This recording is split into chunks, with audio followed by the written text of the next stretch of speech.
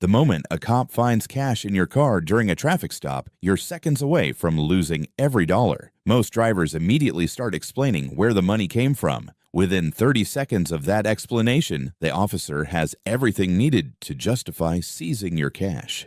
Through tactical analysis of over 400 documented civil asset forfeiture cases, I've identified the exact pattern officers use to take cash from drivers never charged with any crime. Research reveals $3.2 billion seized in 1 decade, with most taken from people never convicted of anything. I'm going to show you the 4 words that stop this seizure cold, plus 5 officer tactics you must counter the second cash is discovered. This is tactical education only. For specific legal guidance, consult a licensed attorney in your jurisdiction. Tactic number 1 is the discovery moment. The officer finds cash during a search, sees it through your window, or asks directly, "Do you have any large amounts of cash in the vehicle?" The second cash is discovered. Officers assess your reaction. Desert snow training programs teach police to watch for nervousness, hesitation, or over-explanation when cash is mentioned. Here's the real situation. You're in your car. The officer just found $5,000. Your heart is racing. You know the money is legitimate. You sold a car last week. You think if you explain, everything will be fine. So you start talking. Big mistake. The psychological pressure makes you feel like you need to justify yourself immediately. You think silence looks suspicious. You think cooperation means conversation. Wrong on all counts. Field reality shows every word you say gives the officer more justification to seize that money. You mention you sold a car. They ask where the title is. Can't produce it? Suspicious. You say you're buying equipment. They ask what kind, where, from who. Answers not detailed enough? Suspicious. Too detailed, rehearsed, and suspicious. Body cam footage shows drivers who immediately explained their cash were 73% more likely to have it seized compared to drivers who invoked their rights. Officer training materials state that nervousness about cash combined with voluntary statements can contribute to probable cause for seizure. Your counter move is 4 words. I want an attorney. That's it. Not I want to call my attorney. Just 4 words delivered calmly and clearly. I want an attorney. The strategic advantage is the moment you invoke your right to counsel, all questioning must stop. The officer cannot continue to interrogate you about the cash. You've created a legal barrier against self-incrimination. Lock this in. I want an attorney. Say it now. I want an attorney. One more time. I want an attorney. The tactical summary is cash discovered equals mouth closed, attorney invoked. Now you've deployed your opening counter move. But body cam analysis shows when drivers invoke their right to an attorney, 68% of officers immediately shift tactics. They can't question you, but they can still create a record for seizure. Tactic number 2 is the interrogation shift. Since you invoked your attorney right, they can't ask direct questions about the cash, but they use a workaround. They make statements designed to get you to respond. Officer says, "Okay, you want an attorney? That's your right. But I'm trying to understand the situation. We've got $5,000 in cash, no bank wrapper, rubber banded together. You understand why that's concerning, right? Most people don't carry this kind of cash unless there's a reason." They pause, waiting for you to break silence, to explain, to justify. Live exchange from documented stops. Officer, "Look, I'm not saying you did anything wrong. I'm trying to figure out what's going on. You've got your rights, but help me out. This cash looks like it could be connected to something. If you've got a legitimate reason, just tell me. We can clear this up right now." The average driver thinks the officer is being reasonable. They think if they give a quick explanation, this will end. So they talk. "Well, I sold my motorcycle last week and the buyer paid cash." Now the officer has a statement. Now you just voluntarily provided information that will be used to evaluate the seizure. Escalation path. Once you break silence, the officer asks follow-ups. Where's the bill of sale? Who bought it? What's their name? Phone number? Can you prove this sale happened? You're in a full interrogation because you thought cooperation meant explanation. Wrong move. The money is from selling my motorcycle. What happens? The officer claims the story sounds suspicious. No paperwork. Cash transaction. Red flags. They seize the money, tell you to contest it in court, and drive away. Counter move. Stay silent. The officer makes statements. You say nothing. He tries again. You're not helping yourself by staying quiet. You respond only with, "I want an attorney." He pushes, "This looks like drug money. You sure you don't want to explain?" You repeat, "I want an attorney." Strategic advantage. Refusing to engage gives the officer nothing to build probable cause with. Silence cannot be used as evidence of guilt. Silence is your shield. Tactical summary. Statements are questions in disguise. Your counter move stays the same. That counter move handles their interrogation shift, but field research into over 250 seizure cases shows when silence doesn't work, officers escalate to tactic number 3. This is where most people lose their money forever. Tactic number 3 is the waiver form. After you refuse to answer questions, they bring out a document called a roadside property waiver. The officer explains, "I believe this cash is connected to illegal activity. I can seize it, and you'll fight it in court for months or years. Or you sign this form, and I'll let you go without charges. Your choice." This is coercion.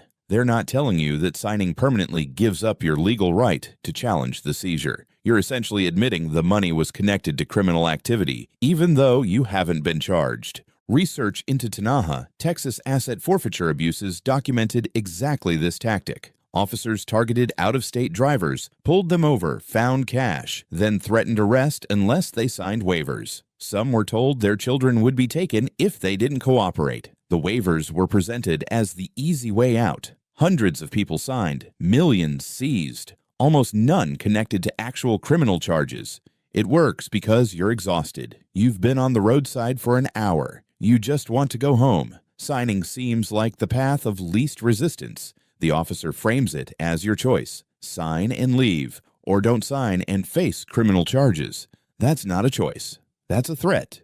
Once you sign that waiver, your money is gone permanently. You've voluntarily surrendered your Fourth Amendment protection. You've created a legal document saying you won't contest the forfeiture. Even if you hire an attorney later, that waiver will be nearly impossible to overcome. Your countermove is direct. I do not consent to any seizure of my property, and I will not sign any documents without my attorney present. Deliver it calmly and firmly. Do not argue, just state your position. Strategic advantage. By explicitly stating you do not consent and will not sign, you preserve your legal right to challenge the seizure. You create a record that this seizure is not voluntary. Tactical summary. Refuse all waivers, refuse all signatures, demand your attorney. You shut down their waiver tactic, but officers know some drivers refuse to sign. Body cam analysis shows they pivot to tactic number 4, trying to break your will through time.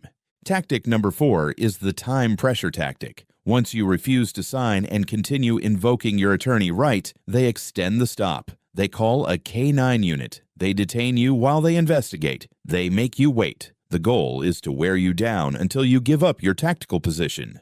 Live exchange. Officer.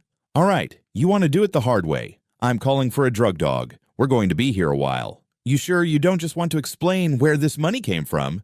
You stay silent. Officer. Okay, your choice. But if that dog alerts, I'm seizing everything. The cash, the car, all of it. Last chance to cooperate. Escalation path. The officer makes you wait 30 minutes, 45 minutes, an hour. The K-9 arrives. The dog walks your car. The dog alerts. Now the officer claims probable cause for search and seizure. Your cash is seized. Your car might be seized. You're stuck with no transportation and no money. Wrong move. You get frustrated and argue. You can't do this. This is illegal. I know my rights. The officer now has you on video being confrontational. That footage will justify the seizure as reasonable based on your suspicious behavior. Counter move. Stay calm and deploy a new phrase. After invoking your attorney right, ask, "Am I free to leave?" If yes, leave immediately. If no, ask, "Am I being detained?" When they confirm detention, state clearly, "I do not consent to any extension of this traffic stop beyond the original reason. I'm invoking my right to remain silent and my right to an attorney." Then document the time. Under Rodriguez versus United States, a traffic stop cannot be extended beyond the time necessary to handle the matter for the stop unless there's reasonable suspicion of additional criminal activity. By clearly stating you do not consent and documenting how long you've been detained, you create grounds to challenge the seizure later. Strategic advantage. You're building a legal record. You're not arguing. You're stating your rights calmly. The officer can still detain you, but every minute is documented as potentially unlawful. Tactical summary. Invoke your rights. Ask if you're free to leave. Document the time. Stay silent. That counter move protects you from extended detention. But when none of their psychological tactics work, they move to their final justification. Tactic number 5 is probable cause creation. Even if you've stayed silent, refused to sign anything, and invoked all your rights, the officer can still seize your cash if they articulate probable cause. Here's what they're trained to say. Based on my training and experience, the manner in which this currency was packaged, the amount, the lack of documentation, the driver's nervous behavior, and the circumstances of this stop, I have probable cause to believe this money is connected to illegal drug activity. That statement, documented in their report, is often enough to justify civil asset forfeiture. Officers are taught specific indicators to include in seizure reports: large amounts of cash, rubber bands, no bank wrappers, out-of-state plates, known drug corridors, nervous behavior. Any one factor alone means nothing, but combined in a report, they create a narrative of suspicious circumstances. Body cams show officers sometimes claim they detected marijuana odor, even when no drugs are found. They note you seemed nervous, even though being pulled over makes everyone nervous. They state the cash was hidden, even if it was in your glove box. Desert Snow training explicitly teaches them to document these observations to support seizure justifications. Your counter move is to create your own record. If the officer states they're seizing your cash, respond with this: I do not consent to this seizure. I am recording this interaction. I want the names and badge numbers of all officers present, the seizure receipt, and documentation of the legal basis for this seizure. Then stay silent and let them complete the seizure. Why this works. You're not preventing the seizure in the moment. You can't. But you're documenting it was not consensual, that you invoked your rights, and that you're creating evidence for your legal challenge. When you hire an attorney to fight the forfeiture, this documentation becomes critical.